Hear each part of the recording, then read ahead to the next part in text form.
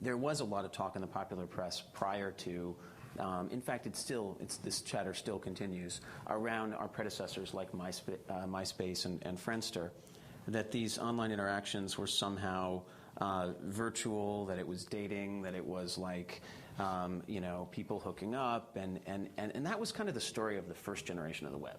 That was the sort of Web 1.0 story. Online community in that Web 1.0 universe was, we sometimes at causes we talk about like the Star Wars fanatic who went under the handle like Boba Fett 225 and hung out with other Star Wars fanatics in this sort of online community of people who they would not otherwise have met. But you fast forward to like 2002, 2003, and all the big problems on the internet big consumer problems appear to have been solved. So you've solved like the big retail problem, Amazon and eBay. You've solved the media distribution problem somewhat with things like YouTube. Napster and digital distribution of music still hasn't quite been figured out, but Apple's made great progress in that direction. But the identity problem remains unsolved. There is no sort of online instantiation of your real identity. In 2003 or say. Right. And so there's I don't want to get into a huge conversation about online identity management because it has a lot more to do than just who you are socially. It has to do with like who you are as far as the government is concerned, your ability to authenticate yourself, single sign-in across hundreds of thousands of websites. But this whole basic problem kind of remained unsolved. And so there was quite a bit of intent early on to build a system that was a reflection of your real identity. And so and some of that was engineered. So I think this gets at your question. So, we required you to use your real name, essentially. Because we started with college, we had an email address that we could authenticate. And you typically only got one email address per student at college. There are some colleges where that was fudged, and you can obviously figure out ways around it. But that enforced this sort of one person per identity token. And then we went out of our way to enforce in the early deployment the idea that everyone had to have a picture. You couldn't get on Facebook without a picture. We would de-emphasize you in the search results. I believe we even had schools where we required you to have a picture, and we tracked this very closely. I didn't know. We tracked this very, very closely. You didn't tell me that when I interviewed you. Well, damn it. Okay. You picked up the message about identity really well, though, which is like the core important message. So it was. We were tracking very closely, what percentage of people had pictures, and it was seen as a very bad thing when people didn't have pictures. So, I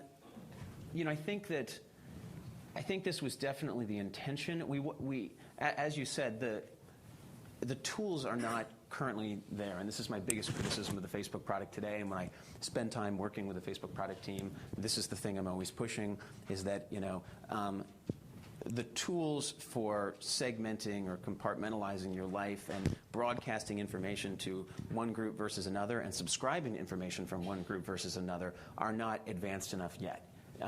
Facebook makes an algorithmic distinction behind the scenes about who you're better friends with. And that's something that a lot of people may not know, that when you look at your feed, it's biased towards people who you're actually interacting with more. So this is kind of an algorithmic proxy for these mental categories that you place your friends in real life.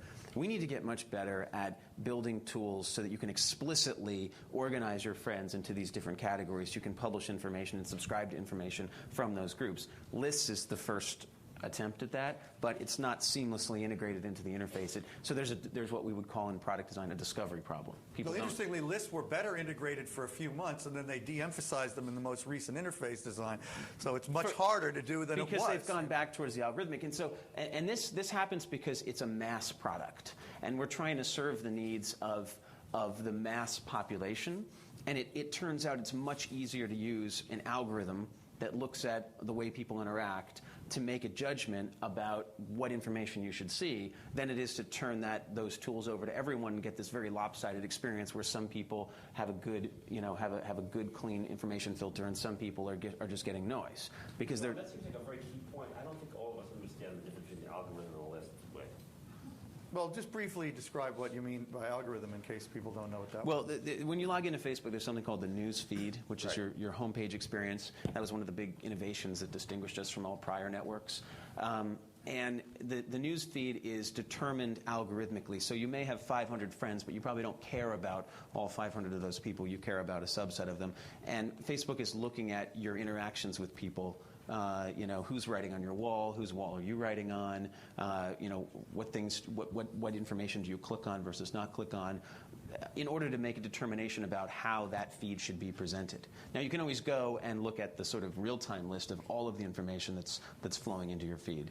But for many people, that would be unmanageable. The basic point is software figuring out what you see, or are you figuring it out yourself? And it should be both, ultimately. And then, kind of going back to your point about when you were introducing me, you were talking about, we looked at the military. There was, in the early days of Facebook, MySpace had caught on, had, I think, over 100 million users at that point. Friendster had fallen by the wayside. They'd peaked at about 60 million users. The only markets, so I wanted to make a play in social networking, and the only markets that were open were these peculiar markets where the density of social connections was much, much higher, where you spent most of your time hanging out with the same type of people in a very dense and kind of environment where so the two markets that were not on Facebook, and I only bring up the military as an example of kind of another market, but basically college kids and the military, and they have these similar characteristics where, like, military people they leave home, they're hanging out only with other military people, they're on a military base or they're abroad. College, they leave home, they're sort of on a campus hanging out only with other college kids.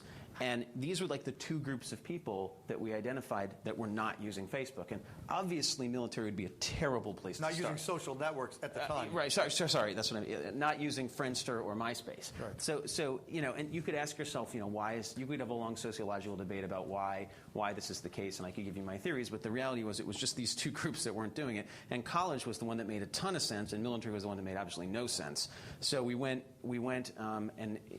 I emphasized college and started talking to these various kids who had built college social networks. Yeah, because there were other social networks at colleges that Sean identified and went and talked to also. But you don't hear about them anymore because they all disappeared. Right.